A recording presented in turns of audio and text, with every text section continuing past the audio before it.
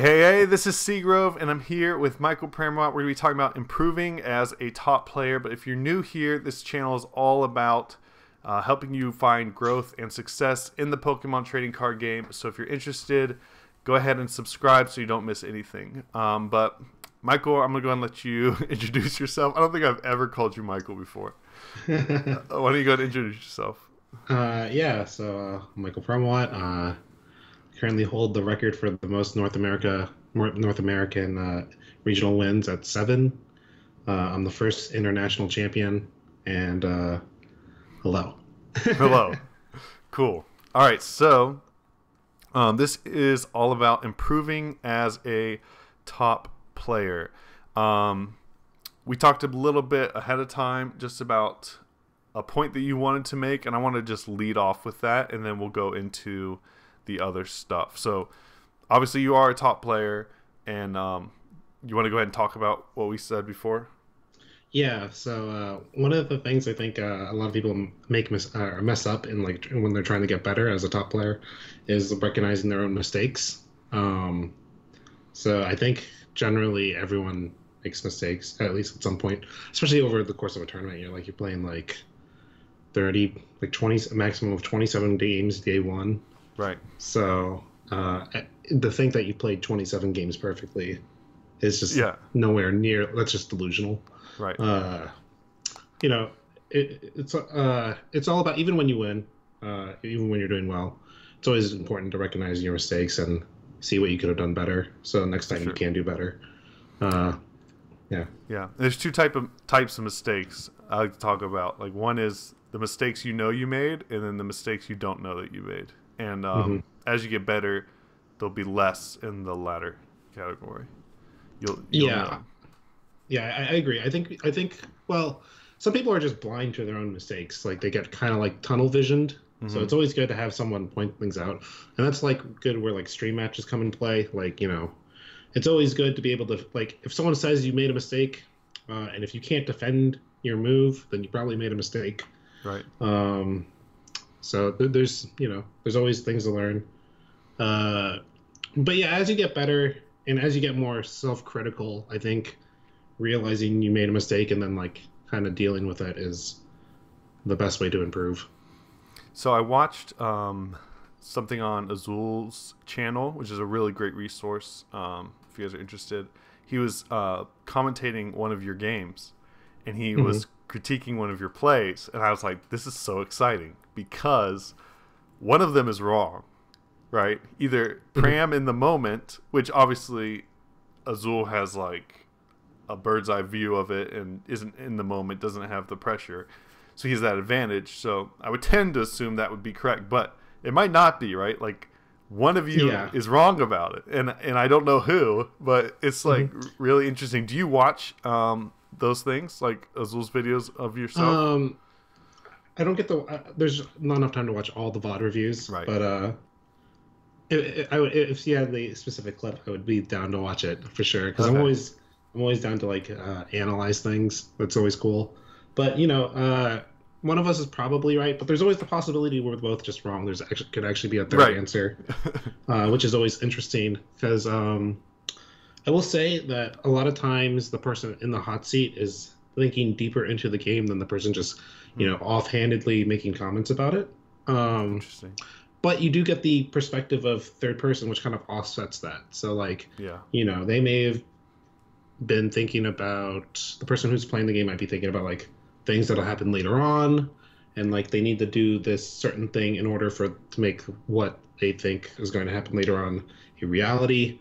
Now, whether that's even the correct reality they want to be in to begin with is up for debate. But I think it's sometimes the player is right, and sometimes the viewer is right. It's just kind of a case-by-case basis, but I'm always down to be wrong. Yeah, because if you're wrong, if you're wrong and you're wrong, then you can improve. Absolutely. Okay, so here's a question: yes or no only. Did you improve last season? Yes. Okay. Now here's a deeper part to that. are you just learning more scenarios because the format's changing and so you have to learn new things like that, or are you actually improving maybe in your fundamentals or something that's more long term? A lot of it is, learning more about the format specifically. That's something that you can always learn, and because the format shifts so every year in every set, it's like never-ending process for that. Right. But one thing I caught myself last year was I was actually playing too fast. I used to be in a relatively good pace of play back before you had to get 7-2 to make day 2. And so I was playing at the pace of play where win or lose, if I make a mistake, it's not as bad as a tie. Right. Right. So I really had that mindset down. And, I found success, going 7-2. But I caught myself at the internationals playing too quickly because you don't need 7-2. So I would actually be playing too fast, and I'd be like, I think one time I caught myself making a mistake because like I didn't think something through all the way, and then like as soon as I did it, I was like, what if this happens? And then, I was like, oh, what an oversight. If I had just spent like another minute thinking about it, I would have been able to catch it. And so that's one thing. Now that the pace of play is 6-1 again, I've been reeling back on like how fast I make decisions because I try to be very careful. And at 7-2 you didn't have that luxury, but at 6-2-1 you definitely can make more informed decisions. That's really cool. Okay. So a while ago, early on in my channel, I interviewed you about who the best players of all time were, and or did a profile of you and included that discussion. And you mentioned yourself and Ross and Puka and Klaczynski. That was a couple years ago before Torres started going ham. But those 4 guys, you sort of talked about like superpowers. I don't think you called it that, but like Ross makes the best in-game decisions because of he takes his time and makes those decisions. And you said, I think you said that Puka was the best at metagaming a big tournament, and then Klaczynski was really good at just picking the best deck and just learning to play it the best.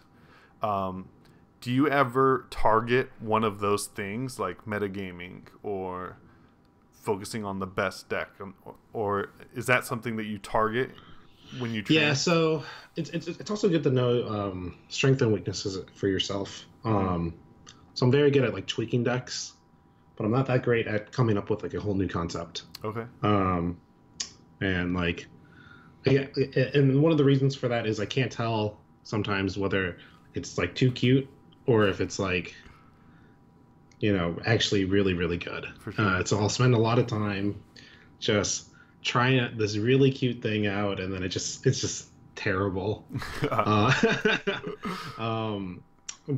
But if we're talking about just like getting a deck to be like a perfect 60, I'm really good at that. I think you generally need pretty good, relatively high in-game skill to play at a really high level, regardless of how good your deck building is. But I think my my little perk would be I can pump out like a really, really refined list much quicker than a lot of other people. Cool. How do you practice? So there's a couple different ways. So I use a couple different resources. I think the best practice is actually to run it through a tournament, like run it through cups, challenges, whatever, like any low-level tournament you can, because it gets you a good spread of the meta, and it also lets you see like sometimes weird things, where and the skill level is pretty consistent. Like you if you go to a place then you relatively know the skill level of the area. So, right. Whereas, so that's I think that's probably the best way to like pick apart a deck, whether it's good or bad. Okay. But there's a few things you do to see whether your deck works even to begin with. Yeah. And that would be PTCGO. So generally the skill level is pretty low for PTCGO ladder, but That's why people get like absurd win rates, like 80, 90% win rates. Right. That's like just insanely high, and it's because people are punting all the time on that. Right. But it is a good way to see how well your deck flows as a 60 card deck. Consistency and stuff.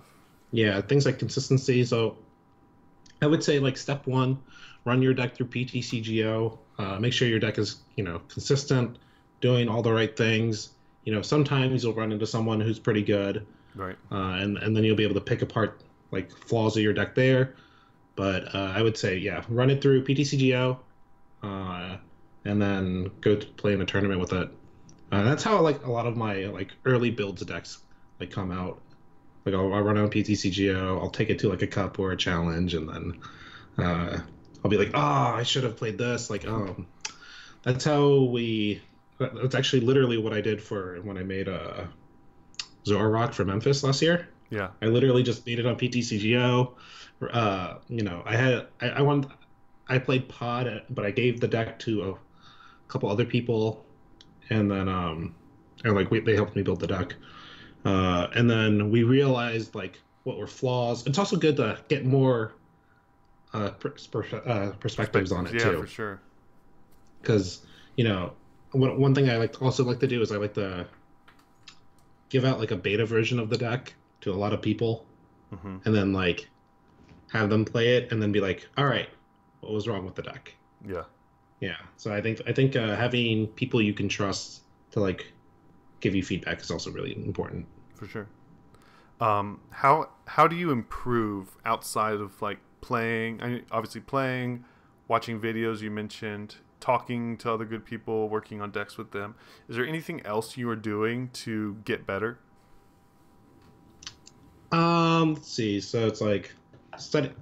Yeah, so they're studying the game. What does that entail? Well, part of it is like watching, videos, and like analyzing your own play. Another thing is knowing.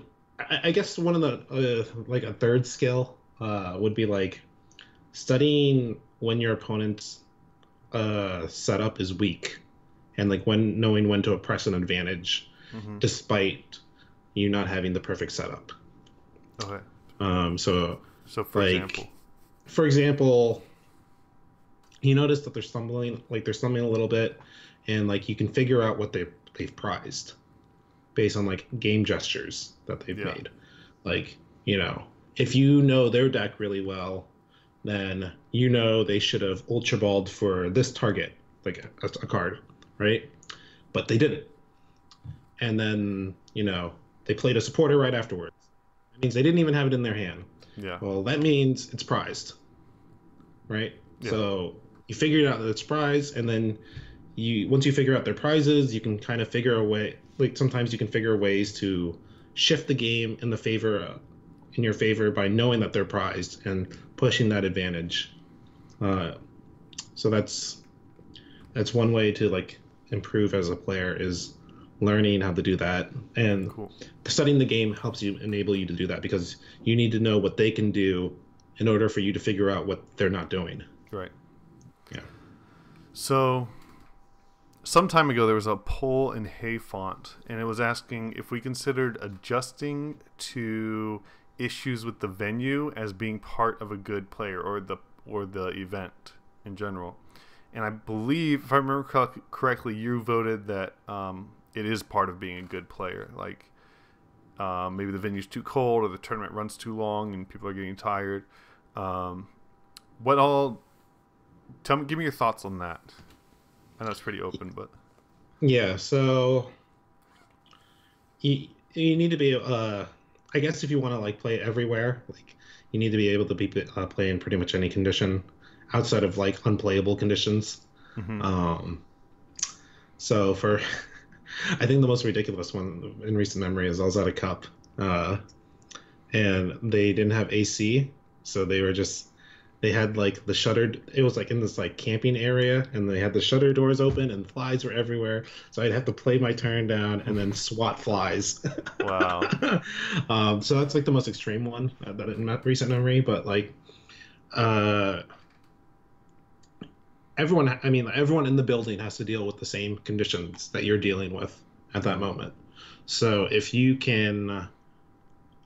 more used to that, or if you can survive it better than everyone else, you make less mistakes.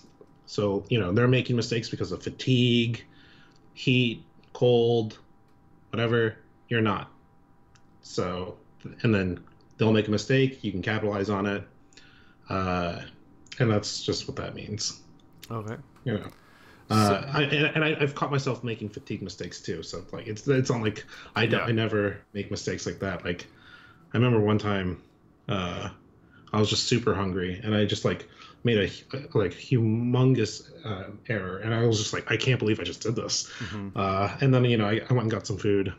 I took like a few 10-15 minutes for that to kick in, but then I was feeling better. Yeah. Knowing how your body works is also important there, I think. Yeah, for sure. There's a famous instance of a StarCraft player in the early days of Brood War, who had this practice regimen where he would intentionally practice hot, like turn on the heat and put on a sweater. I know this. Yes. Intentionally practice cold, intentionally practice tired, intentionally practice rested, just so that no matter what state he was in for a tournament, he could perform. You're familiar with that? Yes, I'm familiar with that story. He also adjusted his chair's height, right, by making it taller and shorter, so he could play on any chair, play in any condition, play in any fatigue. Yeah. Yeah. Have you ever done something like that? Tested in that way? I've never gone to that extreme. Okay. I think part of it is mainly because StarCraft is a very physical, right, demanding. You have to be very quickly move very fast with your hands. Pokemon is a little more slow paced. Sure. But I definitely respect and I do that aspect of the game, and I definitely do think you can take lessons from that, for sure. The only thing I did with that is I used to have a nickname in our group chat for Charlotte, Mr. Sleepy, and that was because I would get so tired and play terribly when I was tired. And so I started intentionally going to play when I was tired. Instead of saying no when people asked to play, I would just go and just so I could practice tired. But other than that, I don't do anything like that either. Yeah, I think at least for me, I just have a plethora of experience playing in all these different conditions. Right. So I don't take it seriously, but I think if you're trying to get better at it, it's definitely something you want to keep in mind. If you're a little tired, just play a couple games on PTCGO. You don't even have to play against real people, actual games. Just see how you focus when you're tired, and then think about things where it's hey, I'm tired. What should I do to fix this? Yeah. If I can. And sometimes I know. Sometimes if I've been to a tournament where I just stayed up all night, and I would just go put my headphones in, and then I would just sit down and next to a wall and just close my eyes for 10 minutes. Yeah. And then Cool. This is the last question. So, is there a difference in the best way to improve for players at different levels? Is what's going to help you improve the most different from what would help a novice or an intermediate player improve the most? I definitely think there is. So there's definitely different tiers of skill level for sure. Yeah. And but it's not that you can't take lessons from every tier. But definitely if you're at the lower end of you're just learning how to play, you're trying to get better. First things you want to do is you just want to get as many games in as you possibly can. And you want, rather than focusing on micro mistakes, you want to focus on more macro level decisions. How do I want this game to end? And then once you've gotten that down, you go to the intermediate level. You're all right, I already know how I want this game to end. How am I going to get there? Right? Because I feel the lower level, you know how the game is supposed to be done, but you kind of just stumble into it, right? And then the intermediate, you're how can I purposely get into there, rather than just kind of it falling in my lap, right? And then at the higher level, you know what you're supposed to do. I get there, and you know what it's supposed to look like. But how can I get there as efficiently as possible? Is like the advanced tier, and then like once you start getting to the higher level, you have to be like, all right, this is impossible for me to get there. What am I going to do now? And what are you going to do in those situations? So like at that point, you need to like be able to figure out like a whole new strategy and use the basics that you know. How like so you need to like abandon the traditional way, and you need to be like, I have all these skills where I know how to look at a plan, look at the end, make a plan for it, and then get myself to there. And I need to do that on the fly. And I would say that's like the tip-top level, because a lot of times you can write out the I'm gonna get to this end game and it's gonna be real easy. I already know what to do. Right. But then there's a lot of games where you're just like, I can't do that because my opponent is also doing what I'm doing. Right. And we need to take this in a weird spot. Okay. Yeah. Cool. Because that's one thing that people forget is, I think, they're playing against people who are also trying to win. So they're also doing what you're doing in like forming their game state the way that they want it, and you're forming your game state to the way you want it. And there's only one person who's going to get there. So, try to play weird sometimes at the very high end. At the very high end, try to play weird. Cool. So before we go, do you have any shout-outs or anything you'd like to give? Sure. Yeah. Thanks to ARG for sponsoring me. Thanks to TC Evolutions for also sponsoring me. They're really cool. They have some really cool dice. See people. I'll be in Portland, and I guess after that is Brazil. So if you see me, say hi. It's always cool to meet you guys. Follow me on Twitter. Yeah, I post tournament updates. Sometimes I post some memes. Yeah. Very cool. Thank you so much for your time. It's been a pleasure as always. Shout out to all my patrons, especially my Master and Ultra patrons, starting with the Master, Jeremy Owings, Caleb Vance, Dan Nelson, Impulse Gaming, and PokeStats, and Ultra, Sarah Beckwith, Paul Semenko, John Gilman, Brian Chan, Tyler Johansson, and Alex Haney. And especially, thanks obviously to my Great and Basics as well. You guys have really, really helped me out, especially in this career transition. I just pulled the money from Patreon, and it was super, super helpful. Thank you guys so much. This video is for y'all.